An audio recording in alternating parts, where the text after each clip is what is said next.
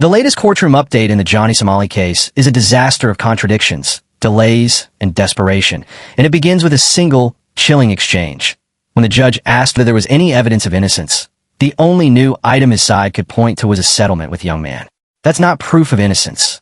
That's a paperwork maneuver that happened to get one charge dropped. The courtroom air reportedly went heavy right there, because for all the smoke and noise his defense has kicked up for months, the judge heard no exonerating evidence. Just a tactical settlement, a convenient absence, and a strategy built on stretching time. Ramsey is denying the charge of deepfake, saying that there was no intent. He also argues that the material cannot cause sexual humiliation. So he's saying the deepfake was not sexual, is what he's claiming. He's saying he had no intent. He admits to distributing it, but he denies it can cause harm in the form of shame. This is not going to work. Intent is not an element of the crime. So he's arguing that he didn't have intent, but intent is not an element of the crime. So he's literally arguing something that doesn't matter. Beyond that, kissing is sexual per se. So there's no, he's not going to be able to get out of that. So showing somebody kissing somebody else that is sexual under Korean jurisprudence, right? So his arguments are extraordinarily weak. These are the arguments we've told you are extraordinarily weak for the last 6 months now, 8 months. I've told you these are weak arguments. So he has no argument. And he's confessed to the actual crime, which is distributing it. So he's just confessed on the stand to the... Johnny showed up in court in a matching black suit with Hank and counsel. And still, the ground under him is shifting, not in his favor and not exactly against him, but into the kind of legal limbo that breeds outrage outside the courthouse while breeding calculation inside of it. Here's the emotional center of this update. The trial everyone wanted to see move forward did not. A key witness, Bong Bong, did not testify. She did not appear. The gallery expected confrontation. The court prepared for testimony. The internet braced for decisive movement. And then silence. She's reportedly overseas in Australia, saying her lawyer told her she didn't have to come, saying she doesn't care about Johnny, saying she doesn't have time for him. And then, when chat and chatter warned of possible fines for no showing, an official notice was submitted through counsel explaining she wouldn't attend this hearing and hinting she could appear a month later. That absence detonated the schedule. The judge punted. And now, the next trial date is delayed into February. Imagine the whiplash.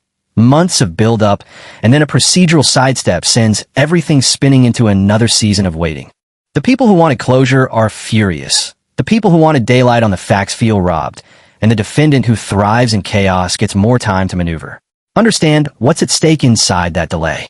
According to the filings and public summaries discussed by legal commentators, Johnny has already pleaded guilty to multiple counts. For obstruction of business charges, each serious enough to involve up to 5 years or substantial fines under Korean law, plus 2 minor counts. He's trying to beat the deepfake allegations by arguing lack of intent and even disputing that the material meets the bar for sexual humiliation. But here is the brutal legal reality echoed by observers.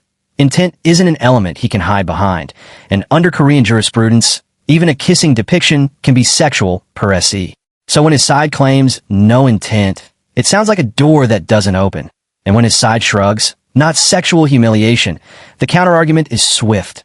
The law doesn't need his subjective intent, and the content's nature speaks for itself. Layer on top of that the reported admission to distributing the material, the act itself, and the defense posture looks less like a shield and more like fragile glass.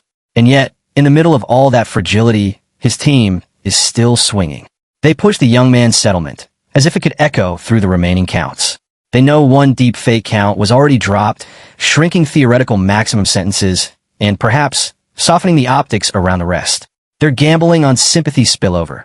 If the court removes one rock, maybe it will move the others. But the judge's question lingers like a bell that won't stop ringing. Where is the evidence of innocence? A settlement is not a cleanse. A delay is not an acquittal. It's a time buy, and in high-stakes trials, time can be both oxygen and poison. Oxygen for a defense that needs leverage. Poison for public patience that has run out. Outside the courtroom, the public pulse is boiling. Commenters call him irredeemable, plead for real prison time, insist he needs to be made an example, so no tourist, no streamer, no cloud chaser thinks they can stomp on a country's laws and walk away with a slap on the wrist. Some speculate about crippling fines and even debtor-style confinement until fines are paid, longer than prison, One said, if the money isn't there to buy freedom quickly. Others mocked the hotel room limbo, the performative nonchalance, the image of someone free in Korea but trapped by a calendar that keeps pushing the reckoning forward. The mood is ugly because the process is slow, and justice delayed, for a community that feels insulted and injured can feel like justice denied. Inside, though, the legal choreography continues. The defense submitted new evidence and a new statement, but observers called it old wine in a new bottle, recycled arguments plus the fresh sheen of the settlement. The aim is obvious. Reduce exposure, lower mandatory time, reframe the most radioactive counts, and ride the procedural currents until outcomes look survivable. They are counting on the human factor, a judge's patience, a witness's schedule, a public's fatigue. In that math, every postponed hearing is a potential advantage. Not because the facts get better, but because the edges blur. The prosecution wants clarity, the defense wants fog. And then there's Bong Bong. Her absence dominates the narrative as much as any filing. Why didn't she appear? Is it fear? Fatigue? Counsel's advice? A calculation? Is it, as some darkly suggest online, a tactical mercy toward the defendant? Or simply a person setting boundaries after months of harassment, noise, and pressure? The speculation is brutal because the vacuum is vast. What's undeniable is the effect. Without her testimony on that day, the gears stalled. A case that had momentum became a case waiting for February. A community that wanted answers got questions instead. Overlay all of that with the prior when Johnny notched. A deepfake count dropped after the young man's settlement. And you see why his camp still exudes confidence on some days. But zoom out, and the picture is grim. Guilty pleas on multiple counts already entered, a deepfake framework that doesn't need intent, and a judge unimpressed by evidence that isn't evidence. The contradictions are stark. A defense performing strength in public while conceding guilt in writing. A man walking free, yet functionally cornered. A calendar that buys time, but cannot buy innocence. This is where the story feels like a pressure cooker. The court wants order. The public wants consequence. The defense wants daylight. The clock wants no one. Between now and February, narratives will harden, patience will thin, and every micro-update will be dissected like a clue. If Bong Bong appears next time, the energy changes. If she doesn't, expect another wave of anger at process and posture alike. If the defense keeps leaning on no intent, expect the court to keep waving it off. If they push the settlement as mitigation, expect prosecutors to slam the table and say, "You've admitted distribution. That is the crime." So here we are. Johnny Somali remains free in South Korea. Not exonerated, not imprisoned, suspended above consequence by lines on a docket and a witness in another hemisphere. The judge has effectively said, "Show me something real." The defense has effectively answered, "We settled one piece." The public has shouted back, "That is not enough." And the clock, indifferent to outrage and strategy, has set the next hinge of fate in February. So here we are. Johnny Somali remains free in South Korea.